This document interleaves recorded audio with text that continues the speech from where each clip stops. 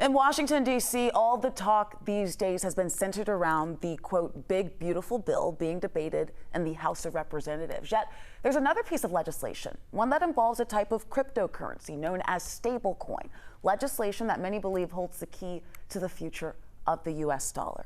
So joining me to talk about it is our friend Greg Johnson, NYU professor and Rubicon Digital Assets CEO. So Greg, a lot to unpack here. First, let's discuss what stablecoins are and who came up with this idea. You wouldn't believe me. I'm going to tell you, but you wouldn't believe me. Faith, it's always good to be with you.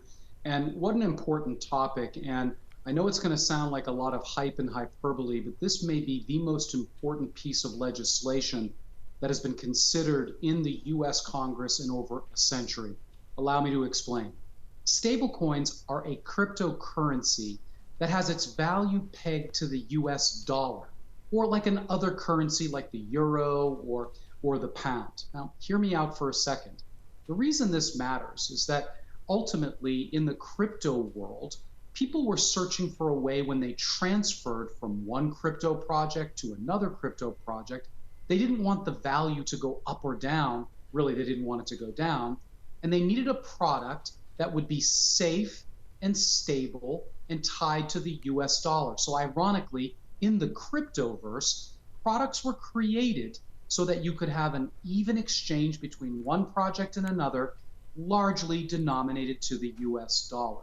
Like I said, it was originally just for transactions within the crypto world, but now stablecoins are finding a mainstream audience in unexpected places.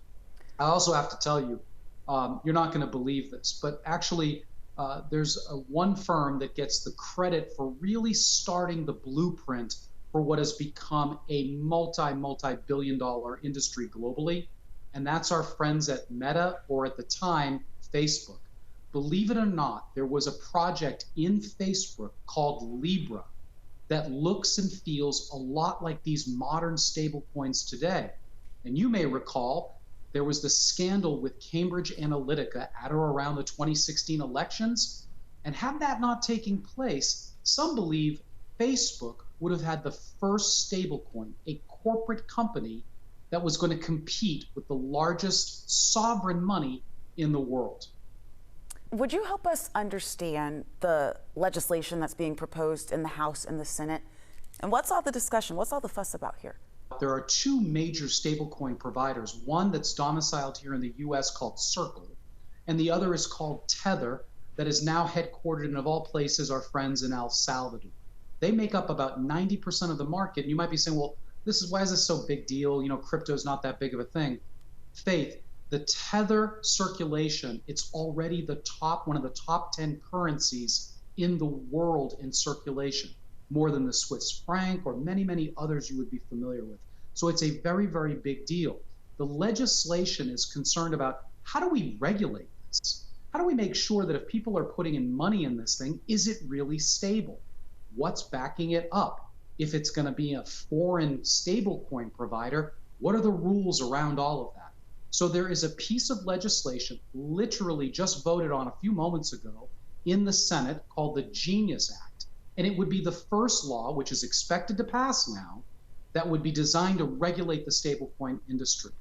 Again, this matters because many believe that the future of if you care about US dollar dominance, if you care about US being the leader in trade and global finance, in global banking, many people believe that making sure that the US leads in stablecoins is critical. And this would be a massive piece of legislation to be passed in the Senate. And here locally in Georgia, earlier this week, Senator Ossoff voted in favor in a procedural vote. Senator Warnock voted against. But just this afternoon, both Georgia senators voted in favor of moving this forward. And I think that's a very good thing, especially for folks here in Georgia. Greg, can I ask you this? Can you share more about the latest controversial event taking place in D.C. this week involving the Trump family and cryptocurrency? On the one hand, Faith, it's no different than you've heard of these fancy dinners that politicians would hold, and you'd spend $500,000 a plate if you could afford it just to show up and dress fancy and go in the room. Well, the modern version of that in Washington now is people buying the Trump crypto coin And the president and his team said, we are going to announce a competition. And the top 250 holders of this Trump, what we call a meme coin, will be invited to a dinner. It's happening this evening at one of his golf courses in Northern Virginia. And it's something that's concerning to many who think that the president, more importantly his family, have a lot of conflict of interest with all this crypto regulation that's going on, all of these improvements that are taking place in the industry. The World Liberty Financial investment is one that is tied to the Trump family and is behind many of these crypto projects with the Trump brand on it.